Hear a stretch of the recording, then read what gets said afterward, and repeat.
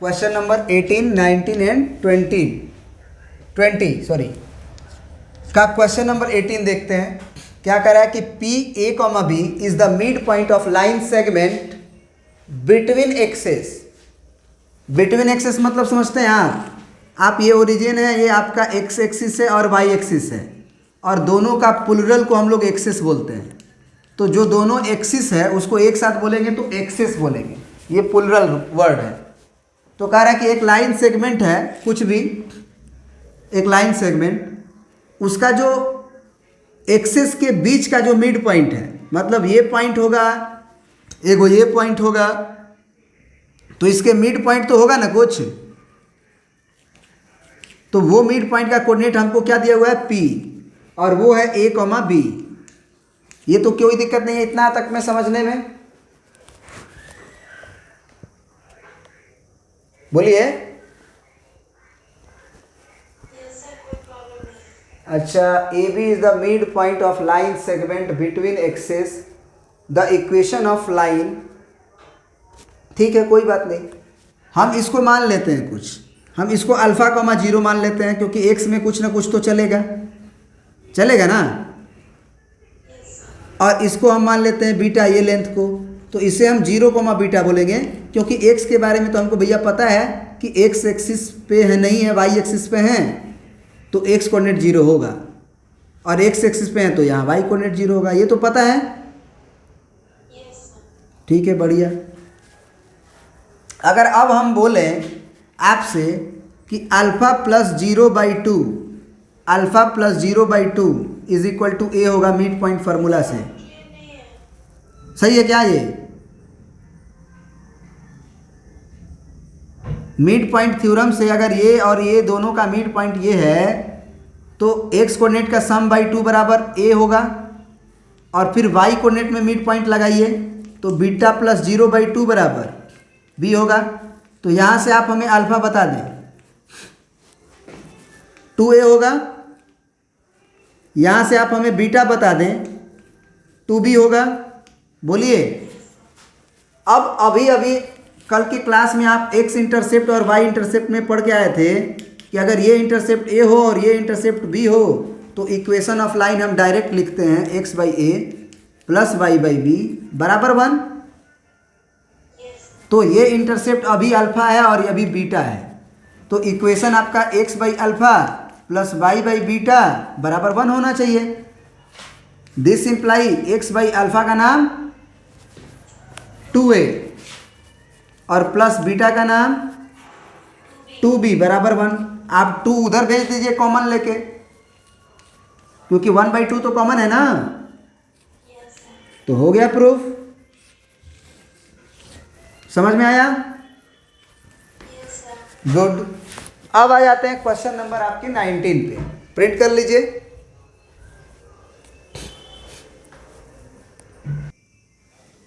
यही है ना क्वेश्चन कि point R H comma K divide the line segment between the axes in the ratio 1:2, find the equation of line. पहले question का figure draw कीजिए, origin, Y axis, X axis. अब इन्होंने बोला है कि पॉइंट आर एच कॉमा के, ये जो पॉइंट आर है वो डिवाइड्स कर रहा है, मतलब बांट रहा है एक लाइन सेगमेंट को, एक लाइन के टुकड़ा को जो बिटवीन एक्सेस अवेलेबल है, एक्सेस के बीच में अवेलेबल है। अब कभी भी ये ना सिमेट्री से क्या होता है, कोई लड़का ना एकदम ऐसे बना देता है, इसको इक्वल कर देता है, ऐसा थोड़ी दिया है कि एकदम ये और ये लेंथ इक्वल है। बिटवीन द एक्सेस का मतलब हो रहा है कि एक्सेस के बीच में कहीं भी हो सकता है, तो आप इक्वालिटी मत बनाइएगा, है ना, इक्वालिटी मत बनाइएगा। बस बोला है कि R H comma K divides कर रहा है एक लाइन सेगमेंट, मतलब लाइन का टुकड़ा। लाइन का टुकड़ा कभी भी जो होता है उसका लेंथ फिक्स होता है, तो एक्सेस के बीच में बस यही लाइन का टुकड़ा होगा, बाद बाकी क्या है क्या नहीं है उसको भूल जाइए। तो कह रहा है कि R H comma K divides the line segment between the axes in the ratio 1:2। अब क्वेश्चन यहाँ पे है कि 1:2 जो है वो किधर से, 1:2 जो है वो किधर से, 1:2 किधर से ले, एक्स के तरफ से कि वाई की तरफ से? तो आप पहले एक्स एक्सिस पे आते हैं ना जनरली, वाई की ही तरफ से क्यों? वाई के तरफ से ही क्यों, बिटवीन द एक्सिस बोला है तो हम एक्स के भी तरफ से देख सकते हैं। तो पहले एक्स एक्सिस आता है, ऑब्वियस सी बात है हम एक्स के तरफ से देखेंगे। तो मान लीजिए कि ये पॉइंट जो आर है हमारा वो कुछ इस तरह से मानेंगे एच कॉमा के, क्योंकि 1:2 हमको ऐसे मानना है, ये 1 ये is2 और ये 2। एक्स एक्सिस पहले आता है तो एक्स एक्सिस की तरफ से देखेंगे पहले। तो find the equation of line. अब इक्वेशन ऑफ लाइन के लिए हम तो ये इंटरसेप्ट फॉर्म में जानते हैं ना कि ये लेंथ और ये लेंथ अगर निकाल लें किसी तरह तो x/a + y/b और बराबर 1, तो आसान हो गया। इस पॉइंट को आप मान लीजिए α,0, क्योंकि y कोऑर्डिनेट तो पक्का 0 होगा क्योंकि x एक्सिस पे है, और अगर इस पे हैं हम तो इसका x कोऑर्डिनेट 0 होगा, ये बीटा। अब सेक्शन फार्मूला से आप जानते हैं 2 का मल्टीप्लाई दूर में और 1 का मल्टीप्लाई दूर में, तो सेक्शन फार्मूला से जो h है हमारा वो क्या होगा, 2 गुने अल्फा प्लस 1 गुना 0, क्योंकि x कोऑर्डिनेट लिखे हैं h लिखे हैं, और बाई 2 + 1, तो h का वैल्यू हो जाएगा 2 अल्फा और डिवाइडेड बाई 3 होगा ना, बोलो। तो अल्फा का वैल्यू कितना आ जाएगा यहाँ से 3h/2। उसी तरह से अगर y कोऑर्डिनेट लिखें k बराबर, तो 2 का गुना 0 में, तो 2 गुना 0 और प्लस इस 1 का गुना बीटा में और डिवाइडेड बाई 2 + 1 3, तो यहाँ से 3 के बराबर कितना हो जाएगा, ये तो 0 हो गया, ये बीटा, तो बीटा का वैल्यू हमारा 3k आ गया और अल्फा का वैल्यू इतना आ गया।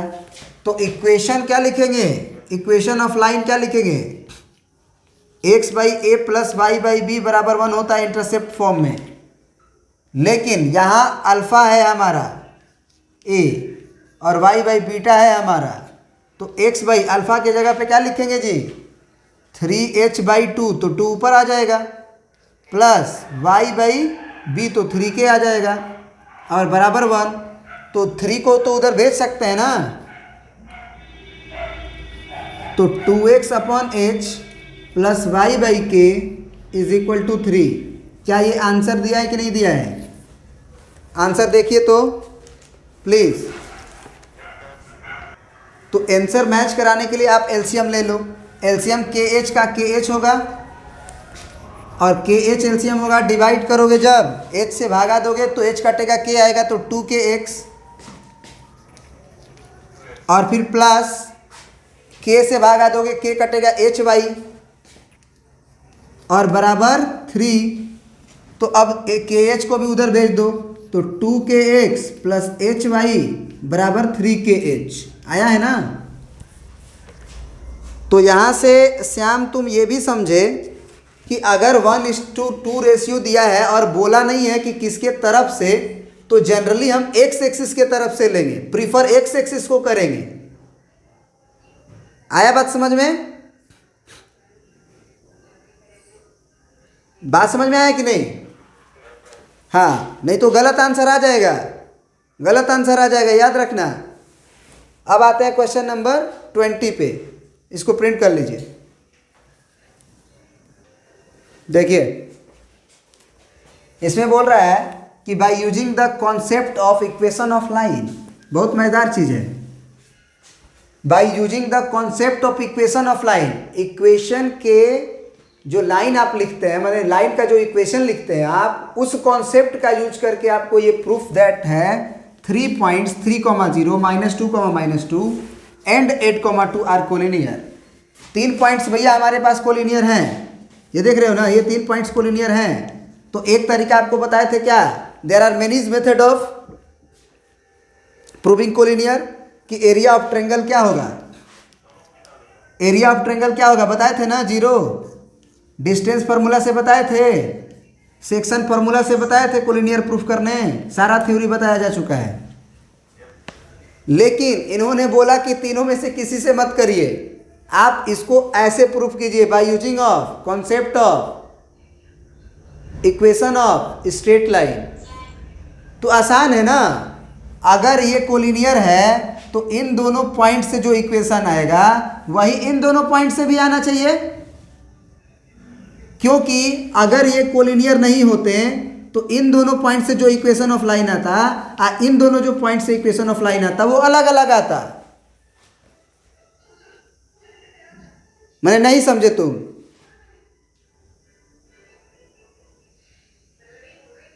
हमको अगर कोलिनियरिटी प्रूफ करना है, आई होप कि तुम सुन नहीं पा रहे हो, सुन पा रहे हो?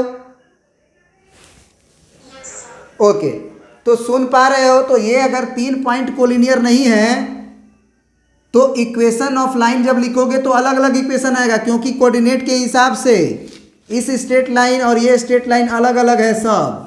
लेकिन अगर कोलिनियर है तो आप कोई भी 2 पॉइंट को यूज करके इक्वेशन ऑफ स्ट्रेट लाइन लिखो, वो एक ही स्ट्रेट लाइन का इक्वेशन का नाम आएगा, माने इक्वेशन उसका बदलेगा नहीं। क्या ये बात समझ में आई तुम्हें? बहुत बढ़िया, समझ में आ गया तो आप यूज करके लिखो। लिखो इक्वेशन ऑफ स्ट्रेट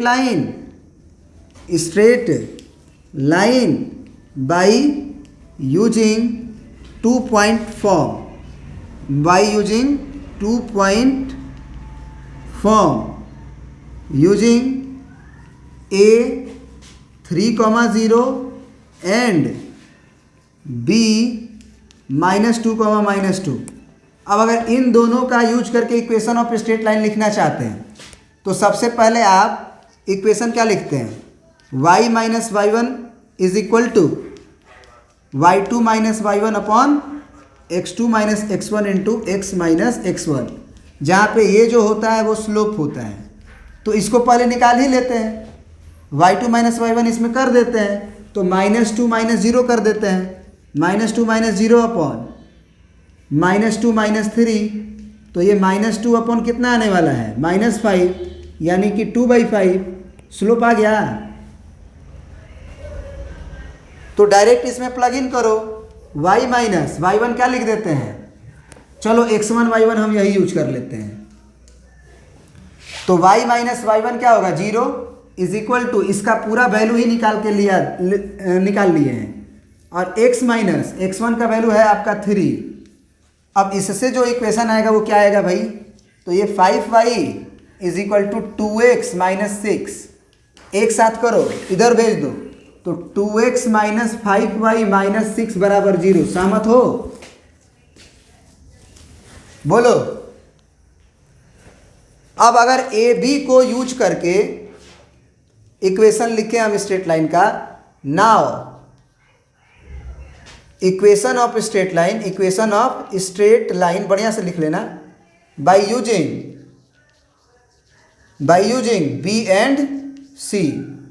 तो बी एंड सी को यूज करके अगर इक्वेशन ऑफ स्ट्रेट लाइन लिखेंगे तो भी फार्मूला हमारा वही रहेगा, बदलेगा नहीं, बस x1 y1 बदलेंगे। तो y - y1 बराबर y2 - y1 upon x2 - x1 into x - x1 लिखेंगे। अब जो है स्लोप पहले पता कर लो, तो 2 मतलब 2 माइनस ऑफ -2 +2, क्योंकि y2 - y1 हुआ, और डिवाइडेड बाई x2 - x1, तो x2 ये मानो x1 ये मानो, तो +2, यानी कि हमको लग रहा है कि 4/10 आएगा। तो क्या स्लोप फिर से स्लोप 2/5 आया? आना चाहिए कि नहीं आना चाहिए स्लोप 2/5 इसका भी, क्योंकि कोऑर्डिनेट के हिसाब से इस पूरे स्ट्रेट लाइन का स्लोप कभी बदल ही नहीं सकता है। तो स्लोप आ गया। हाँ, y1 x1 बदल रहा है, कोई दिक्कत नहीं है। अब हमारे लिए x1 y1 ये है, ये मत कहना कि सर x1 y1 इसको भी मान रहे हैं इसको भी मान रहा है ना, इसको यूज कर रहे थे तब x1 y1 ये था, इन दोनों को यूज कर रहे हैं तब x1 y1 ये है। अब जरा इक्वेशन लिखते हैं, y - y1 के जगह पे -2 यानी कि +2 हो जाएगा, बराबर इस पूरे के जगह पे हम 2/5 लिख सकते हैं, और यहाँ पे x - x1 के जगह पे फिर से +2 लिख सकते हैं।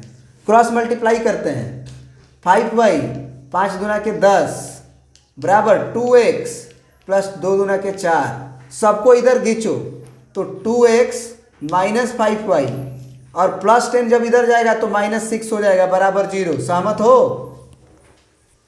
तो 2x minus 5y minus 6 is equal to 0 again.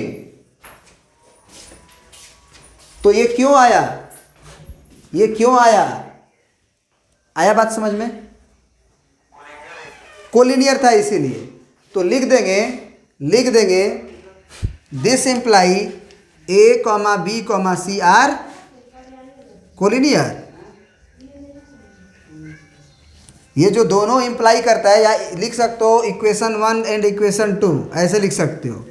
यहाँ इक्वेशन 1 लिख दो, इसे इक्वेशन 2 लिख दो। किधर गया, ये कह दो कि दोनों इक्वेशन से ये इम्प्लाई हो जाता है कि ए बी सी जो है वो हमारा कोलिनियर है। क्लियर हो गया दिव्या? गुड। आगे पूछिए कोई क्वेश्चन, है ना। इसलिए क्वेश्चन ज़्यादा से ज़्यादा बनाइए ताकि आपको पता चल पाए कि आपके पास प्रॉब्लम क्या है। तो नेक्स्ट थ्योरी अब हम पढ़ने जा रहे हैं। बहुत बढ़िया थ्योरी है, समझने का कोशिश कीजिएगा। हाँ बोलिए।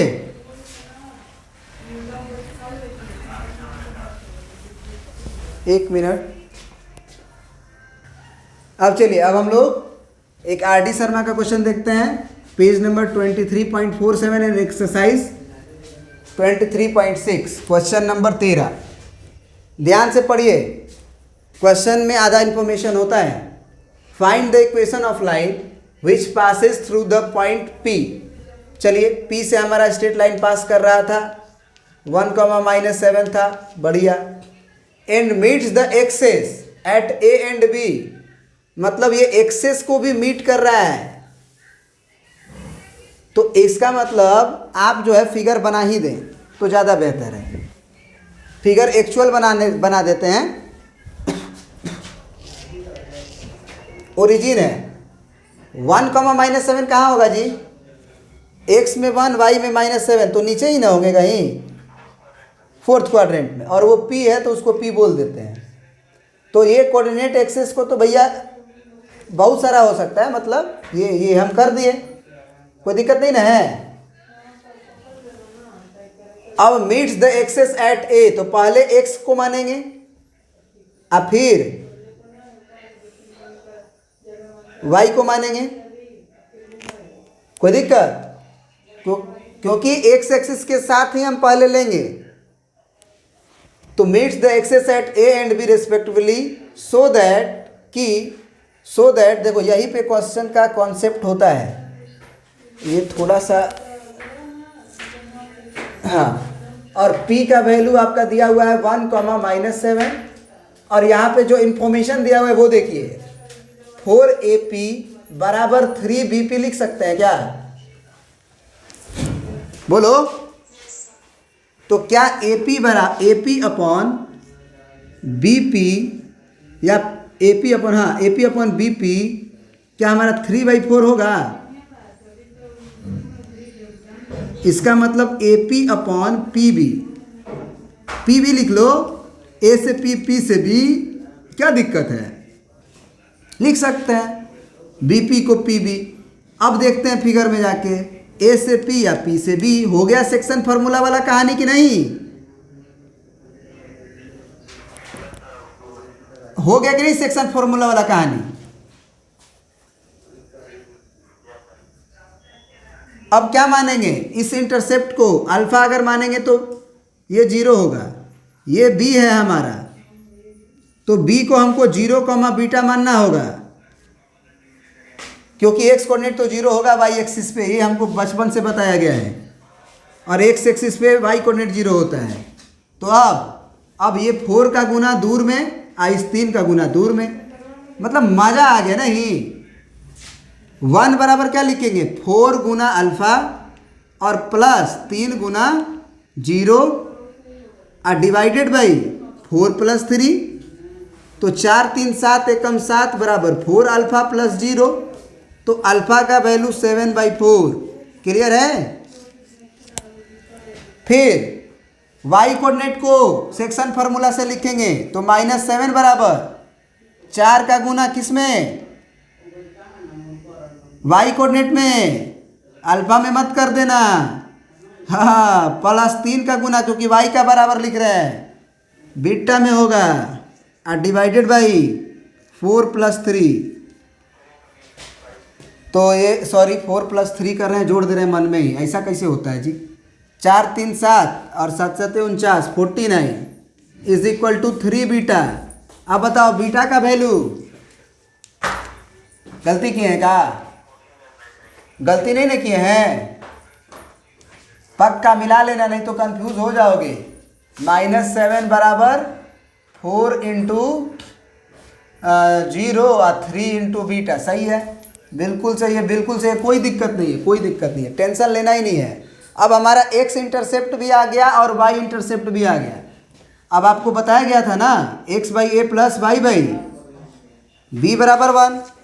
तो अब ज़रा आप बताएं, अब ज़रा आप हमें बताएं, यहीं पे लिखते हैं अगर आप देख पाएँ तो, x/α + y/β बराबर 1 होगा ना इक्वेशन। तो x/α के जगह पे क्या लिखेंगे हम? 7/4। तो 7 और बाई 4 ऊपर लिख दो प्लस y/β। तो बीटा के जगह पे आपका आया है -49/3। तो लिख दो -49/3 को ऊपर लिख दो, क्या दिक्कत है, और इज इक्वल टू 1। अब माइनस को इधर लिख लो, क्या दिक्कत है। 4x/7 और -3y/49 is equal to 1। LCM ले लो भाई, एलसीएम लोगे तो 49 आएगा, 7 7 49, 7 चौके 28x और -3y, क्योंकि 49 से 49 कट जाएगा बराबर 1। तो 28x - 3y is equal to 49। Answer देखो आया है कि नहीं। क्वेश्चन नंबर 13 पूछे थे शायद तुम, 13 नंबर, ठीक है ना, बहुत बढ़िया। और क्वेश्चन पूछो, तुम कहीं से भी क्वेश्चन पूछो, हम जवाब देने का पूरा कोशिश करेंगे। मतलब तुम हमको कंफ्यूज करने का कोशिश करो, है ना। मंगल ग्रह वगैरह पे कोई क्वेश्चन है वहाँ से भी लाओ, जितना तुम पूछोगे उतना हमको खुशी होगी, क्योंकि हमको लगेगा कि नहीं हमारा स्टूडेंट पढ़ रहा है। और कोई क्वेश्चन पूछना है पूछो जल्दी। तो अब जो है हम लोग अगला थ्योरी पढ़ने जा रहे हैं, और वो थ्योरी है हमारा parametric form of straight line. शुरू करते हैं।